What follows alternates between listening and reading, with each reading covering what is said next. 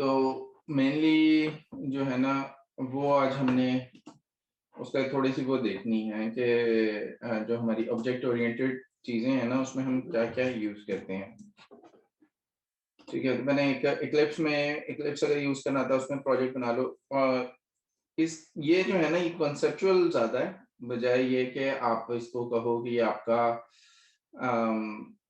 जो है practical practical है बहुत ज्यादा। लेकिन वो हम साथ साथ यूज करेंगे, अगर पता होगा तो तुम्हें पता लग जाएगा कि हम कहाँ यूज करेंगे, नहीं पता होगा तो फिर ये चीज हिडन रहेगी। अच्छा, मैं एक जावा की क्लास बना रहा हूँ। ठीक है, और इसका नाम रख रहा हूँ मेन। ठीक है, तो इसकी जो है बेसिकली नेम से हमें कोई फर्क नहीं पड़ता। एक मैंने इसमें बना लिया है मेन मेथड। ठीक है, तो पब्लिक स्टैटिक वॉइड मेन, ये जो है ये पहला मेथड होता है जहाँ पे हम अपना प्रोग्राम शुरू करते हैं, यानी कि किसी भी जावा प्रोग्राम का एंट्री पॉइंट है। ठीक है, और इसके बाद हम क्या करते हैं कि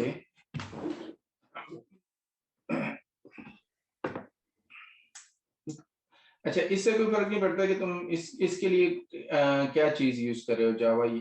जावा की जो है वो जेडी के 1 यूज कर रहे हो, 2 यूज कर रहे हो, 5 यूज कर रहे हो, 8 यूज कर रहे हो। ये बेसिकली जो है हमें ये बताता है कि हमने जो है अपना प्रोग्राम कैसे मतलब जो ऑब्जेक्ट ओरिएंटेड चीजें हैं उनका वो क्या है, तरीकाकार क्या है किसी भी ऑब्जेक्ट ओरिएंटेड को रन करने का। जावा जावा स्क्रैच। अच्छा अच्छा, ये जो है मैं इसको रन करता हूँ मेन को। तो जब हम रन करते हैं तो ये हमें जो है आउटपुट दिखाएगा, नजर आ रहा है ना कोड। ठीक है, ये नीचे यहाँ पे आउटपुट दिखाएगा। अभी मैंने सिर्फ सिस्टम आउट प्रिंट एलन लिखा था। मैं यहाँ पे एक मशहूर होता है हेलो वर्ल्ड, और हेलो वर्ल्ड लिख के अब इसको प्रिंट करूँ तो ये जो है हमें नीचे हेलो वर्ल्ड प्रिंट हुआ हुआ दिखा देगा। ठीक है, अगर तुम्हें नजर आ रहा हो तो ये हमारे पास लिखा हुआ आ रहा है। अच्छा, ये चीज तो जो है जब मैं अपलोड करूंगा ना, तो अभी तो तुम बाहर हो, लेकिन जब भी मैं अपलोड करूंगा तो इसको जो है वो प्रॉपर लिख लेना, और इस चीज की प्रैक्टिस करना। इसको कहीं इंटरनेट से देखना या दोबारा वीडियो को देखना, क्योंकि ये जो चीज है ना, ये मेन हर, चाहे तुम जावा के कोई सा भी इंटरव्यू दोगे या ऑब्जेक्ट ओरिएंटेड का कोई सा भी इंटरव्यू दोगे, जिसमें पाइथन भी हो सकती है, तुम्हारी सी शार्प भी हो सकती है, जावा भी हो सकती है, सी प्लस प्लस भी, कभी भी जब इंटरव्यू दोगे तो ये क्वेश्चन जरूर होंगे। ठीक है, तो मैं ठीक है। अच्छा, अब मैं बनाने लगा हूँ एक और क्लास, और उस क्लास का मैं नाम लिखने लगा हूँ ए, बल्कि इसे कर देते हैं क्लास ए। अच्छा, अब मेन चीजें ये हैं कि जावा के अंदर कीवर्ड्स होते हैं, जैसे फॉर होता है, इफ होता है, ठीक है, स्विच होता है, बहुत सारे इस तरह के हैं। वो जो कीवर्ड है वो सारे के सारे स्मॉल में है। ठीक है, जितने जावा के कीवर्ड्स होते हैं वो स्मॉल लेटर्स में होते हैं। जैसे पब्लिक, ये लिखा हुआ नजर आ रहा है ना, पब्लिक, ये स्मॉल में है, क्लास स्मॉल में है। तो हम कोई भी नाम जो सा है अपनी क्लास का, अपने वेरिएबल का, हम कीवर्ड पे नहीं रख सकते। मतलब मैं ये नहीं लिख सकता कि स्मॉल क्लास लिख लूं अपनी क्लास का नाम, तो वो एरर देगा। ठीक है, तो जी। हमें हमेशा क्या करना होता है कि हमने उसके साथ, अगर हम जैसे बड़े सी से लिख देंगे तो वो उसका पार्ट नहीं है। तो हम बड़े सी से लिख देते हैं तो वो कहता है पब्लिक क्लास, क्लास मतलब सी बड़ा हो गया, तो वो जो है हमें क्रिएट करने देता है। पहली चीज ये है कि कीवर्ड्स जो होते हैं वो सारे के सारे स्मॉल में होते हैं, और मोस्टली जो आईडीज होती हैं ना, जैसे इक्लिप्स हो गया, तुम्हारा एंड्रॉइड स्टूडियो हो गया, इंटेलिजे आईडी, कोई भी आईडी होती है वो उनको हाईलाइट करती है डिफरेंट कलर में। मेरी वाली ऑरेंज में कर रही है। अच्छा, इसको जो है मैंने एक क्लास बनाई है, और इस क्लास में मैं एक मेथड बनाता हूँ, उसको मैं कहता हूँ पब्लिक वाइड प्रिंट मैसेज। ठीक है, और मैं यहाँ पे लिखता हूँ system dot out dot println, ठीक है, और इसके अंदर लिखता हूँ हेलो वर्ल्ड,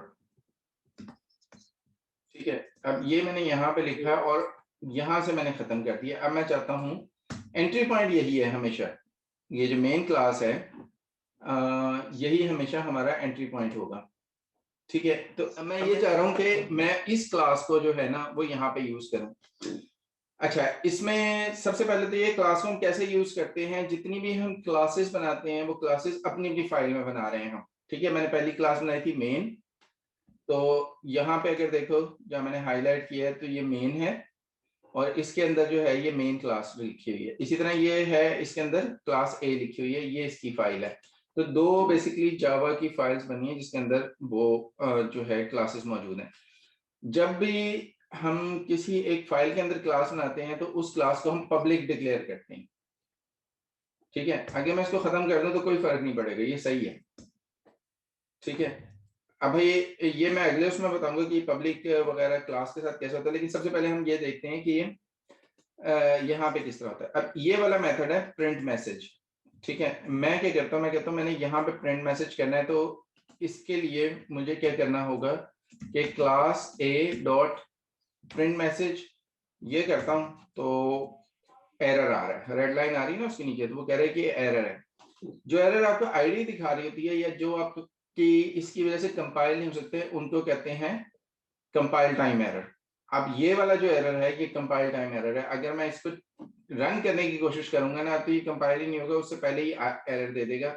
ये देखो, no static method print message can not be reference no static method print message. तो ये जो है क्या कहते हैं, ये हमारा मेथड इधर से कॉल नहीं हो सकता। अब क्या करते हैं हमने ये क्लास लिखी हुई है और इसका मैं एक लिख देता हूं C equal to new class A, ठीक है। जब मैंने क्लास और उसका नाम दिया सी, मैंने खुद नाम दिया, आप कोई भी नाम दे सकते हैं, जो इससे करवाना है आपने स्पेशली वो नाम देना होता है। मैंने सी दे दिया क्योंकि अभी हम सिर्फ इसको जो है उसमें एक एग्जांपल में देख रहे हैं। तो क्लास ए का एक रेफरेंस बनाया है मैंने सी, ठीक है। जब ये दोबारा देखोगे तो ये याद रखना जो मैं लफ्ज बोल रहा हूँ, क्लास ए का मैंने एक रेफरेंस बनाया सी और उसको असाइन कर दिया न्यू के साथ क्लास ए का ऑब्जेक्ट, ठीक है। ये क्या चीज है ये अभी मैं आहिस्ता आहिस्ता एक्सप्लेन करूंगा, लेकिन ये चीज जब देखोगे लिखोगे दोबारा वीडियो देखोगे तो ये चीज लिखनी है आपने कि मैंने क्या कहा है कि मैंने ये वाला पार्ट है जिसको मैं हाईलाइट करूं, क्लास ए का मैंने रेफरेंस बनाया है सी और फिर उसको मैंने इक्वल जो हम चाहते हैं ना इसको असाइनमेंट ऑपरेटर कहते हैं, ठीक है। तो मैंने न्यू के साथ एक ऑब्जेक्ट क्रिएट किया और असाइन कर दिया है उस रेफरेंस को, ठीक है। अब ये जो सी है ना ये बेसिकली रिप्रेजेंट कर रहा है क्लास ए के ऑब्जेक्ट को। जब मैंने सी दबा के डॉट दबाया तो प्रिंट मैसेज का मेथड यहाँ पे मौजूद है। अब वो इसको रेड नहीं कर रहा। अब देखते हैं इसको रन करके, तो इसे हेलो वर्ल्ड प्रिंट करना चाहिए, ठीक है। ये रन कर रहा है और ये हेलो वर्ल्ड आ गया क्योंकि हमने यहाँ पे हेलो वर्ल्ड लिखा हुआ है। अच्छा, अब मैं क्या करता हूँ जी, अब इसको मैं क्या करता हूँ, मैं कहता हूँ कि हेलो वर्ल्ड जो सा है वो तो सही है, लेकिन एक और मैं चाहता हूं कि मैं एक प्रिंट करूं, बल्कि खुद ही लिखते हैं हम पब्लिक वॉइड से हेलो, ठीक है। मैंने लिखा है एक मैसेज लिखा है से हेलो और यहाँ पे भी मैं सिंपल वही काम करता हूँ कि सिस्टम आउट प्रिंट एलन लिखता हूँ और इसमें लिखता हूँ मैं हेलो, लेकिन यहाँ पे मैं क्या करता हूँ मैं लिखता हूँ नेम। अब ये नेम क्या चीज है ये भी मैंने डिक्लेयर नहीं किया, मैं इसको पैरामीटर में देता हूं नेम, ठीक है। अब ये पैरामीटर क्या बुला है कि हमने इस जो से हेलो है इसको कोई चीज भेजनी है और कहना है कि वो प्रिंट करो हेलो लिख के और वो चीज प्रिंट करो, ठीक है। और ये स्ट्रिंग टाइप है। अब मैं यहाँ पे आता हूँ और क्योंकि ये भी मैंने लिखा है क्लास ए के अंदर और सी कौन सा है वो क्लास ए का ऑब्जेक्ट कंटेन करता है, तो इसका मतलब सी के पास ये मेथड ऑटोमेटिकली आ गया होगा से हेलो, लेकिन वो कह रहा है इसके अंदर नाम भी दो। ठीक है, तो मैं इसके अंदर जो है वो दे देता हूँ नाम एलेक्स। ठीक है, एलेक्स मैंने एक नाम दिया और उसके बाद मैंने इसको जो है दोबारा रन किया, तो ऊपर क्योंकि हेलो वर्ल्ड लिखा हुआ है तो वो सीक्वेंस में प्ले करेगा हेलो वर्ल्ड और फिर कह रहा है हेलो एलेक्स। ठीक है, यहाँ तक कोई मसला तो नहीं है? पैरामीटर का और सिंपल मेथड का पता लग गया हम कैसे कॉल करते हैं। अच्छा, ये ऑब्जेक्ट बन गया ना अली कौन सा ऑब्जेक्ट बन गया? ऑब्जेक्ट असाइन हो गया इसको, ऑब्जेक्ट ये बना है। भाई? ठीक है। ठीक है, ऑब्जेक्ट बेसिकली क्या होता है कि हमारी ये जो क्लास है ना, जो भी हमारी क्लास होती है जिसके हमने ऑब्जेक्ट बनाने होते हैं, वो क्लास हमारी होती है एक तरह से ब्लूप्रिंट, नक्शा। ठीक है, जैसे आप घर का एक नक्शा बनवा लेते हो, तो जी आप जी नक्शे को घर तो नहीं ना कहते, नक्शा बेसिकली जी। नक्शा है, तो वो आपको बताता है कि इससे क्या चीज बननी है, तो ये नक्शा है। ठीक है, ये सारा एक नक्शा है। जब हम इसे कहते हैं ना न्यू, तो ये जो नक्शा है ना, ये सी को असाइन कर देता है घर बना के, मतलब सी जो सा है वो बता रहा है ये मेरा घर है, फिर वो उस घर को हम्म। यूज कर सकता है, जैसे प्रिंट मैसेज यूज कर रहा है, से हेलो यूज कर रहा है।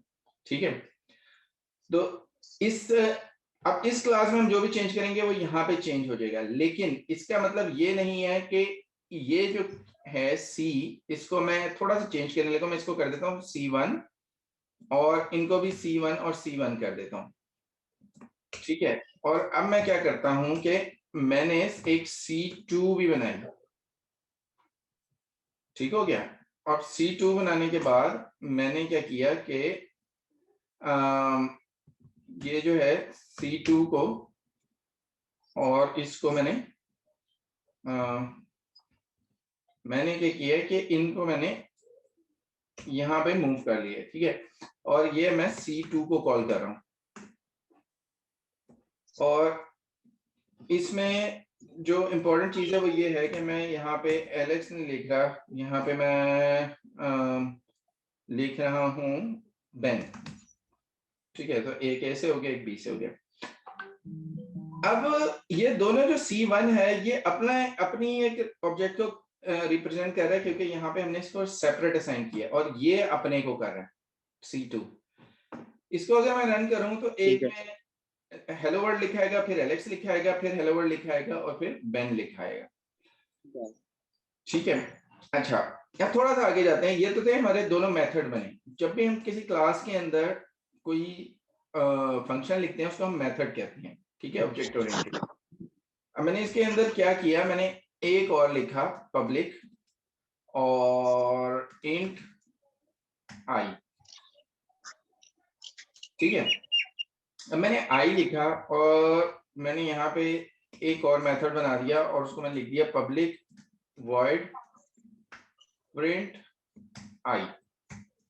ठीक है, ये क्या कह रहा है, ये सिर्फ जो आई है उसकी वैल्यू को प्रिंट कर देगा। ठीक है, और यहाँ पे मैं सिर्फ आई को प्रिंट कर लेता हूँ। अच्छा, अब मैं यहाँ पे आया और अब मैंने असल में आपको ये बताना है कि ये दोनों ऑब्जेक्ट अलग अलग हैं। ठीक है, तो मैंने क्या किया, मैंने कहा C2.i इक्वल टू 3।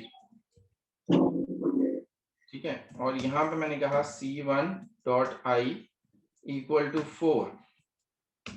यहाँ पे मैंने कहा C1 डॉट प्रिंट आई, और यहाँ पे भी मैंने कहा C2 डॉट प्रिंट आई। अब मुझे ये बताओ कि पहली लाइन पे 4 प्रिंट होगा और दूसरी लाइन पे 3 प्रिंट होगा, ऐसे ही है या कुछ फर्क है? डॉट आई ऐसा ही है, 4 ही प्रिंट होना चाहिए। अच्छा, इनको हम खत्म कर देते हैं ताकि कंफ्यूजन कम हो जाए। पहले पे 4 प्रिंट होगा, फिर 3 प्रिंट होगा, ऐसे ही है ना? ऐसे ही। सही, पहले पे 4 और दूसरे पे 3 प्रिंट हुआ। हम्म। अब पहले पे क्या प्रिंट होगा, दूसरे पे क्या प्रिंट होगा? पहले हमने C1 4 और 3 होगा, अब तरतीब तो चेंज नहीं की। हाँ, 4 और 3 होगा। अच्छा, अब मैंने क्या किया, मैंने इसे कर दिया है सी इसको कर दिया C2। अब क्या प्रिंट होगा? अब वो क्या 3 होगा, राइट, ऐसे ही होगा। अच्छा, अब एक और काम करते हैं। अब मैंने इसको मैं वापस ले जाता हूँ, जो अभी मैंने चेंज किया था, ये हो गया। अब मैं सिंपल ये कर रहा हूँ कि ये जो C2 है ना, ये रेफरेंस है, इसको मैं ठीक है। C1 का रेफरेंस पास कर देता हूँ। मैं कहता हूँ जो C2 है ना वो C1 में भी आ जाए। अब क्या प्रिंट होगा? यहाँ पे C1 है, अब क्या प्रिंट होगा? C1 की वैल्यू हमारे पास 4 है, 4 अब 4 होगा। अच्छा, अब चलो देखो क्या प्रिंट होगा। 3 होगा। 3 हुआ है। उसकी वजह क्या है कि अब ऑब्जेक्ट एक ही बन रहा है, ठीक है, और एक अरे ऑब्जेक्ट वैल्यू जो दो राइट से रेफरेंस। लेफ्ट में मूव नहीं करती, हम्म, वैल्यू जो है किसी भी वेरिएबल की राइट से लेफ्ट की तरफ असाइन होती है। तो C1 की वैल्यू हमारे पास है 4, हम्म, तो C2 को भी 4 असाइन हो गई होगी। बिल्कुल तो हो 4 गई। 4 नहीं आनी चाहिए थी। नहीं, लेकिन उसके बाद क्या हुआ, 4 को ओवरराइड कर दिया हमने 3 से। ठीक है, अब ये समझो कि ठीक है, वो मतलब बाद की जो वैल्यू पास हुई है। जो बाद में वैल्यू पास हुई, ये समझ लो कि वो दोनों सिर्फ रेफरेंस हैं, वो बता रहे हैं ऑब्जेक्ट वो वाला है। उस ऑब्जेक्ट के आई में हमने पहले 4 रखा हुआ था, और फिर इसने 4 रखा था, इसने वहां से 4 मिटा के वहां पे 3 रख दिया। तो अब दोनों को वहां पे 3 मिलेगा, क्योंकि दोनों ने वहीं से चीज लेनी है। ठीक है, लेकिन जब हम ठीक। ये काम करते हैं ना कि इसको हम अपना ऑब्जेक्ट दे देते हैं, तो ये दोनों सेपरेट हो जाते हैं। वो उसका घर अलहदा बना हुआ है, इसका घर अलहदा बना हुआ है, ये अपनी जगह पे चीजें रख रहा है, वो अपनी जगह पे रख रहा है। अच्छा, मैं ये बोल रहा हूँ कि मैंने इसको वापस ये जो है ना वापस ले आया हूँ। पहले मैंने यहाँ पे लिखा हुआ था C1।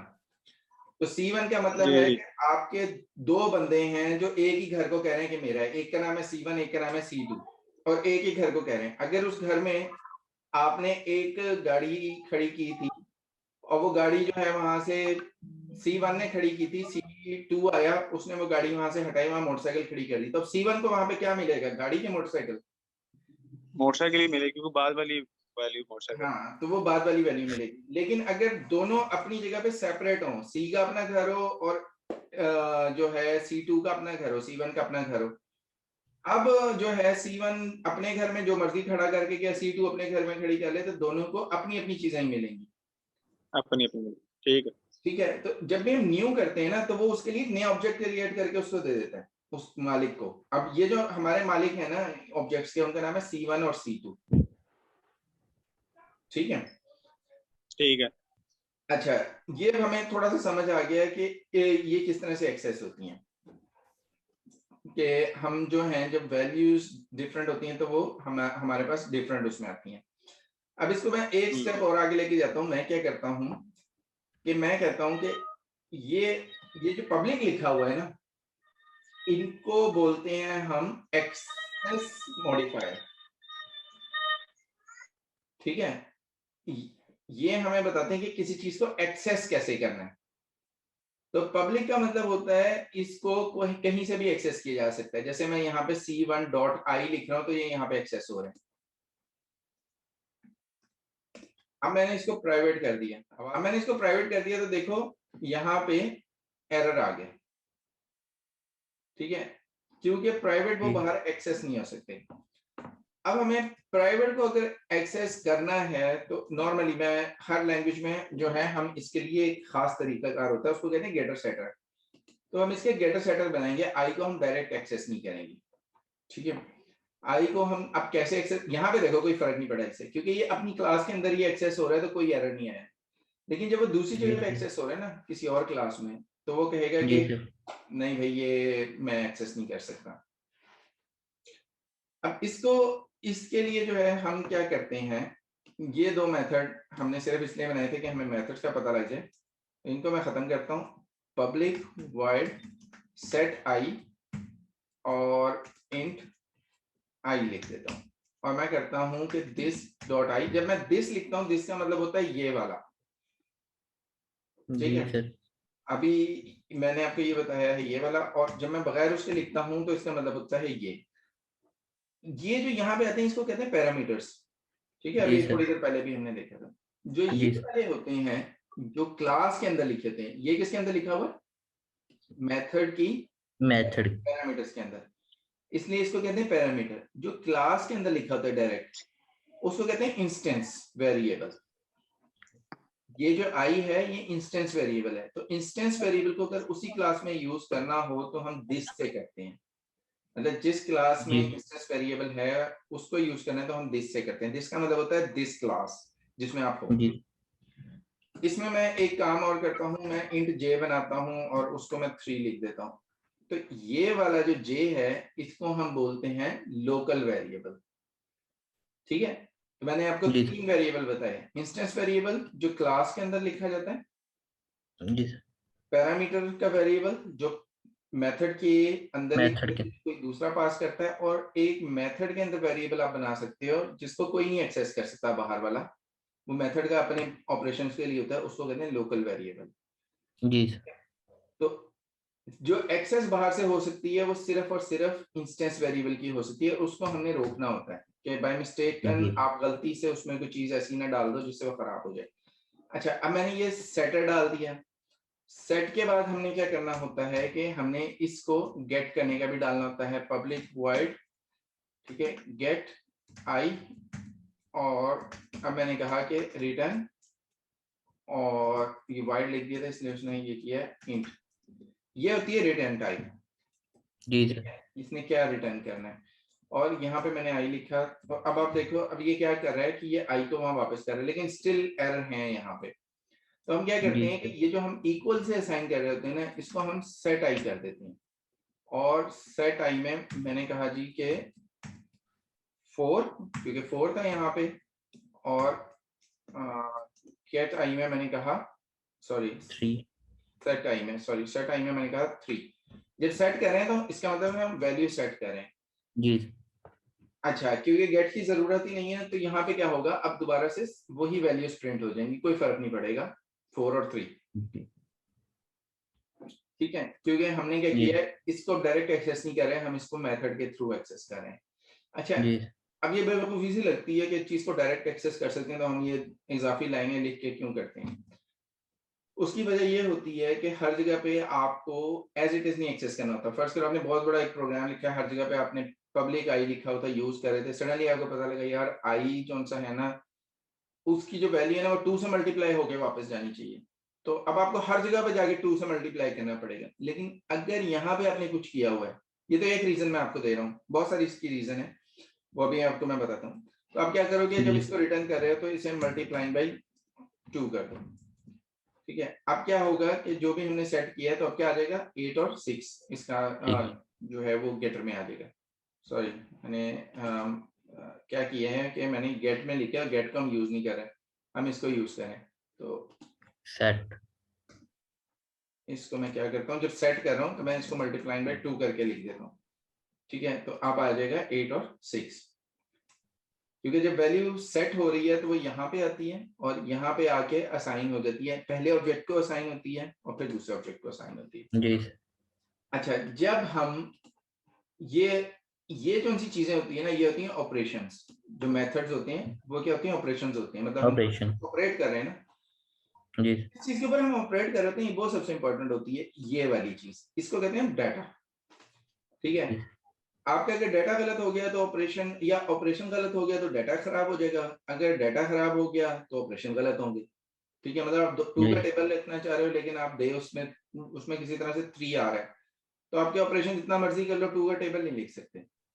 जी सर। आप 2 प्रोवाइड कर रहे हो लेकिन ऑपरेशन में क्या कर रहे हो, 1 2 3 4 5 6 7 8 9 10 से मल्टीप्लाई करने की जगह 1.2 1.3 से मल्टीप्लाई कर रहे हो तो भी आप 2 का टेबल नहीं लिख सकते। तो दोनों चीजें सही होनी चाहिए। तो जी दोनों चीजों को जब आप एक क्लास में डालते हो ना, तो उसको कहते हैं हमने इस मेथड को और डाटा को, मतलब ऑपरेशंस को और डाटा को एनकैप्सुल कर दिया है, एक चीज के अंदर बंद कर दिया है। ठीक है, जी सर। वो जो एक चीज के अंदर बंद होना होता है उसको कहते हैं एनकैप्सुलेशन। ठीक है, अब जी क्या सर। हुआ है कि क्लास ए के अंदर हमारे पास डाटा है आई जिसके ऊपर हम काम कर रहे हैं, और उसके मेथड हैं जिसमें हम सेट कर रहे हैं, गेट कर रहे हैं और कुछ और भी ऑपरेशन मतलब प्रिंट कर रहे हैं। तो हमने मेथड्स को और आपके डाटा को एक क्लास में रख दिया, लेकिन देखो आपका जो डाटा है वो बाहर एक्सेस नहीं हो सकता। जी सर। ठीक है, अनटिल कि आप मेथड के थ्रू करो। तो इसको हम कहते हैं कि हमने क्या कर दिया, आपके एक जो डाटा है उसको आपके ऑपरेशंस के साथ इनकैप्सूल कर दिया, मतलब एक जगह पे इकट्ठा करके बंद कर दिया। जी सर। ठीक है, अब ये इनकैप्सुलेशन कहलाती है। ठीक है, ये सुना होगा ना आपने वर्ड इनकैप्सुलेशन। जी सर। ठीक है, अच्छा अब हमने क्या किया है कि यहाँ पे इनकैप्सुलेशन कर दिया। इनकैप्सुलेशन का रूल ये है कि आपका डाटा डायरेक्टली बाहर एक्सेस नहीं होना चाहिए, जो कि हमने कर दिया है इसमें। अगर हम इसको जी पब्लिक सर। बना देंगे तो वो नहीं होगा। अच्छा, अब मैं क्या करता हूँ, मैं एक और क्लास बना रहा हूँ। ठीक है, और इसका मैं नाम रख रहा हूँ क्लास बी। ठीक है, आसानी के लिए, क्योंकि एबीसी से हमें समझ आ जाएगी कि क्या चीज हो रही है। ऐसे वैसे जी नाम सर। नहीं रखने चाहिए, ये समझाने के लिए, क्योंकि आपको नाम ऐसे रखने चाहिए जिनसे आपको समझ आ जाए कि क्या कर रही है क्लास। ठीक जी है, सर। तो मैं इसलिए रख रहा हूँ कि हमारे इस मकसद के लिए ये क्लास का नेम इसके लिए ठीक रहेगा। अच्छा, अब हमारे पास है एक क्लास ए है और एक क्लास बी है। अब मैं क्या करता हूँ, मैं क्लास ए को कहता हूँ कि एक्सटेंड होना चाहिए इस क्लास को क्लास ए से। ठीक है, मैंने क्या कहा कि जो क्लास बी है वो इसको एक्सटेंड का क्या मतलब होता है, आपका घर है 2 कमरों का, जब आप जी इसको सर। तीसरा कमरा बनाते हो तो आप क्या कहते हो कि मैंने इसको एक्सटेंड किया, एक्सटेंड करके बढ़ा दिया। बढ़ा दिया। ठीक है, अब आपके पास जो है जावा की बहुत सारी बिल्ट-इन क्लासें हैं, आपकी अपनी क्लास भी होती है जो आप चेंज नहीं करना चाहते, लेकिन आप चाहते हैं जी इसमें सर। ये भी चीज ऐड हो जाए तो कितना अच्छा हो। लेकिन सॉफ्टवेयर जो करंट क्लास है वो आप खराब नहीं करना चाहते, या उसमें आप एडिशन नहीं करना चाहते, या जी क्लास सर। आपकी कंपाइल्ड है तो आप उसको डीकंपाइल नहीं कर सकते, तो आप क्या करते हो, उसको आप एक्सटेंड कर लेते हो। ठीक है, जब हम एक्सटेंड जी करते हैं तो अब मैं यहाँ पे आता हूँ, मैं यहाँ पे क्या करता हूँ कि ये जो C1 है ना, इसको मैं B कर देता हूँ। अच्छा, जो एक्सटेंड करती है क्लास वो चाइल्ड क्लास कहलाती है। जी ठीक है, सर। अब जी क्योंकि क्लास B क्लास A को एक्सटेंड कर रही है। जी सर। ठीक है, तो ये जो है इसको मैं B1 कर लेता हूँ और इसको A1 कर लेता हूँ, ताकि ये आराम से जो है हमारी समझ में आ जाए। मैंने क्या किया कि B1 और A2, B1 और A2, और इसे भी बेसिकली A1 ही होना चाहिए क्योंकि हम अब दूसरी उसमें आते हैं। तो अच्छा, अब मैंने क्या किया, अब अगर देखो इसको फिलहाल क्या कर, अगर अब मैं चलाऊं तो क्या होगा, देखो कोई एरर भी नहीं आएगा।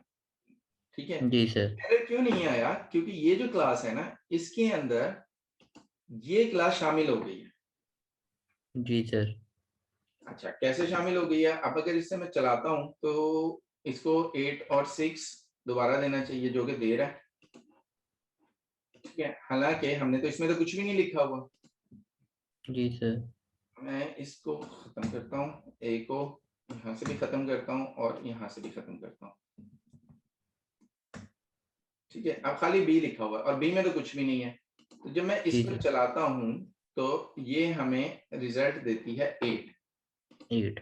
इसको हम खत्म कर देते हैं ताकि ये मल्टीप्लाई ना हो। अब ये हमें रिजल्ट देगी 4, क्योंकि हमने इसमें 4 किया हुआ है। अब इसकी वजह जी ये है कि ये एक्सटेंड कर रही है। अभी तक हमने एक्सटेंशन नहीं की, लेकिन जी आपने अगर एक्सटेंशन करनी हो तो आपके वो जो, अगर जैसे आपके घर में 2 या 4 कमरे हैं तो वो 4 मौजूद रहेंगे ना, तो इसीलिए ये जी सर। एक्सटेंशन कर रही है, तो इसमें ये वाली चीजें तो मौजूद हैं ही हैं।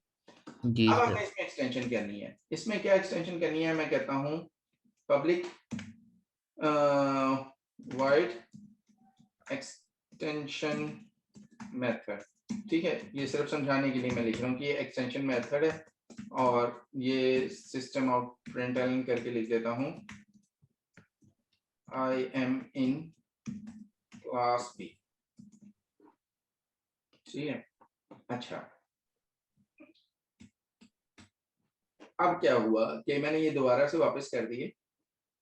अब अगर मैं चलाता हूं तो सेम चीज चलेगी, लेकिन अब मैं क्या कहने लगा हूं, ये जरा गौर से देखना है कि अब मैं अगर A1 डॉट और क्या मेथड लिखा था हमने, एक्सटेंशन मेथड, एक्सटेंशन मेथड। ठीक है। अगर मैं अब एक्सटेंशन मेथड को कॉल करूं तो वो कोई मेथड ही नहीं है। हाँ, जी सर। B1 पे अगर मैं कॉल करूं एक्सटेंशन मेथड तो यहाँ पे ये चीज है। क्यों? क्योंकि जो A1 है ना वो क्लास A का ऑब्जेक्ट और रेफरेंस है, जी सर।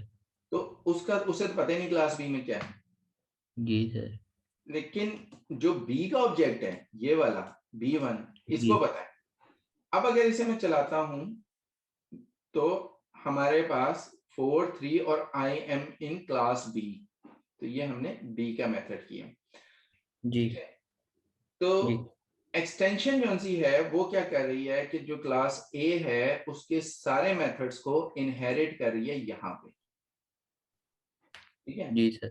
इनहेरिट का क्या मतलब होता है, जो आपको मतलब ये समझ लो किसी के जब बुजुर्ग फौत हो जाते हैं तो उनकी जो जायदाद होती है उसे क्या कहते हैं, जब जाती है विरासत मिलना, विरासत।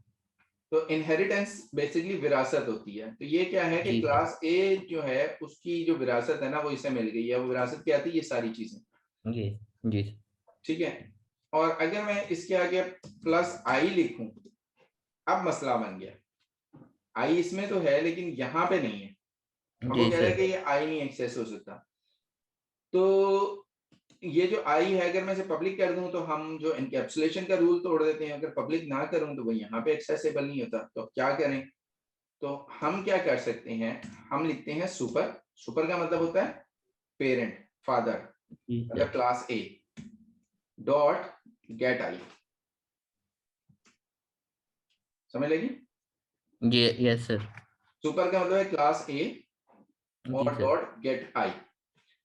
ठीक है, अब अगर मैं इसको चलाता हूं तो ये आई एम क्लास बी लिख के और जो है उसकी वैल्यू भी देगा जो कि 4 है आई की वैल्यू। अच्छा, जी अब क्योंकि सर। हमारा टाइम खत्म हो रहा है इसको समराइज करते हैं। हमने इनहेरिटेंस को थोड़ा सा देखा है, इनकैप्सुलेशन को हमने फुल देख लिया। तो ये इनकैप्सुलेशन का देख के और जो है इसको अच्छी तरीके से कॉपीज पे लिख के या दोबारा से प्रैक्टिस करके क्वेश्चन आए तो मेरे से करके इसको क्लियर करना। ठीक है। जी सर। अच्छा, इसमें जो है सुपर कीवर्ड पे नहीं अभी फोकस करना, वो मैं अगले उसमें बताऊंगा। उसके बाद हमने थोड़ा सा जो है इनहेरिटेंस को देखना है। इनहेरिटेंस में मैंने आपको सिर्फ समझाने के लिए भी बताया। इस लेक्चर में मेरा ये फोकस नहीं है कि आप इनहेरिटेंस प्रॉपर सीखो, लेकिन मैंने ये बताया कि जी इनहेरिटेंस होता क्या है। इनहेरिटेंस ये होता है कि उसने विरासत में अपने पेरेंट को ले लिया। तो ये जो क्लास ए है ये इसकी पेरेंट भी कहला सकती है। जी ठीक है, सर। तो दो चीजें हमने की हैं वो आपने इसमें ध्यान रखनी है। और जो नेक्स्ट है उसमें हम फिर इसको थोड़ा सा और एक्सटेंशन करेंगे। अब हमने इसमें जो रह गया है वो है कंस्ट्रक्टर। ठीक है, जी सर। और उसके बाद हम पूरा पॉलीमॉर्फिज्म देखेंगे वो क्या चीज होती है। लेकिन इसको बहुत अच्छे तरीके से लिखो और जी सर। इंटरव्यू इतने अच्छे नोट बनाओ कि जब इंटरव्यू देने जाना हो तो उसको एक दफा पढ़ के जाओ। जी सर। ठीक है, इनहेरिटेंस को, इनकैप्सुलेशन को और पॉलीमॉर्फिज्म हम आगे आने वाले उसमें करेंगे। और ये कंस्ट्रक्टर वगैरह जो मैं आपसे करवाऊंगा वो आप पढ़ के जाओ। जी सर। ठीक है, और जब आप लिखोगे एंड्रॉयड की मेथड्स लिखोगे, एंड्रॉयड की चीजें बनाओगे तो ये चीजें बहुत इंपॉर्टेंट होगी। उसमें बने बनाए आपको मेथड मिलेंगे और आपने क्या करना है उन बने बनाए मेथड्स को आप कहोगे कि यार ये इनफ नहीं है, मतलब काफी नहीं है मेरे लिए, इसमें और चीज होनी चाहिए। एक क्लास है जी तो ये कर रही है लेकिन एक और ये चीज भी कर रही है तो कितना अच्छा है। तो आप उसे क्या करोगे, उस क्लास को एक्सटेंड करोगे। जी सर। ठीक है, और उसमें अपना मेथड डाल दोगे तो वो जो आपकी क्लास होगी वो काम तो कर रही होगी जो एंड्रॉइड कर रहा है, लेकिन प्लस आपका जी वाला मेथड भी उसमें ऐड हो जाएगा। तो एक्सटेंशन जो सी है वो बहुत इंपॉर्टेंट है। एनकैप्सुलेशन इस लिहाज से इंपॉर्टेंट है कि आपका डाटा करप्ट नहीं होता। वो भी हम जैसे जैसे आपको एक्सपीरियंस होता जाएगा तो आपको ये चीज समझ आती जाएगी। आपको मेनली अभी ये नहीं समझना है कि इसका फायदा नुकसान क्या, आपने ये सोचना है, आपने ये समझना है कि ये कैसे होता है, जी कैसे सर। कहते किसे हैं। कोई भी आपसे ये नहीं पूछेगा, इसका इंटरव्यू में कोई नहीं पूछेगा कि इनकैप्सुलेशन का फायदा क्या है। ठीक है, वो ये जी सर। पूछेगा इनकैप्सुलेशन क्या होता है। ठीक है, फायदा ये है कि हम उसका डाटा एक्सेस मतलब प्राइवेट कर देते हैं तो वो बाहर एक्सेस डायरेक्टली नहीं हो सकता। हमें किसी न किसी मेथड, और उस मेथड में हम क्या कर सकते हैं कि जैसे यहाँ पे डाटा आ रहा है, मैं कहता हूँ कि यार इसमें जो डाटा है ना वो असाइन ना हो, अगर आई जो सा है ना वो लेस देन 0 है, मतलब 0 से छोटा है तो असाइन ना हो, और फिर क्या हो, अगर वो 0 से छोटा है, सॉरी, अगर 0 से छोटा है तो असाइन ना हो, और तब क्या असाइन हो जाए, दिस डॉट आई को असाइन हो जाए 0, ठीक है। अगर 0 से छोटा है तो उसमें 0 जाए, अदरवाइज कुछ भी चला जाए। अब मैं अगर फर्ज करो यहाँ पे -4 देता हूँ, तो अब देखना क्या होगा, 0 0 असाइन हो जाएगा, क्योंकि मैंने उसमें कंडीशन डाल दी है, असाइनमेंट में डाला मैंने। अच्छा देखो, अब ये कोई ऐसी चीज है जो एकदम से मुझे आइडेंटिफाई नहीं हो रही कि क्या है, ठीक है। तो जी सर। इसको आइडेंटिफाई कैसे करते हैं हम, यहाँ पे लगाते हैं एक ब्रेक पॉइंट और इससे चलाते हैं, जो कीड़ा सा बना हुआ है ना, जी सर। चलाते हैं। ये आया -4, जी -4, सर। हाँ अब मुझे पता लग गया। मैं गलती क्या कर रहा हूँ, गलती मैं ये कह रहा हूँ कि 0 तो साइन हो जाता है, लेकिन मैं यहाँ पे जल्दी के चक्कर में ना कि टाइम खत्म होने वाला है, एल्स नहीं लगाया। अब अगर हम चलाते हैं तो 0 आ गया, ठीक है। अब पहले क्या हो रहा था ये मुझे नेक्स्ट लेक्चर में तुम पूछना, तो मैं इसको एक्सप्लेन कर दूंगा कि पहले क्या हो रहा था, ठीक है, क्योंकि टाइम थोड़ा है तो 3 मिनट में होगा नहीं। तो आपने क्या करना है कि हमने बहुत डिटेल में इनकैप्सुलेशन देख ली है कि हमारा डाटा प्राइवेट होता है, कहीं और बाहर एक्सेस नहीं हो सकता, और हमने थोड़ी सी स्टार्ट लिया है कि इनहेरिटेंस क्या होती है, हम एक्सटेंशन कर सकते हैं, ठीक है। तो जी सर। नेक्स्ट में हम बाकी इसकी चीजें देखेंगे, ठीक है। चलो फिर अपना ख्याल रखो, इंशाल्लाह फिर नेक्स्ट जो है फ्राइडे मुलाकात होती है। ठीक, thank you. Okay sir. Allah Hafiz.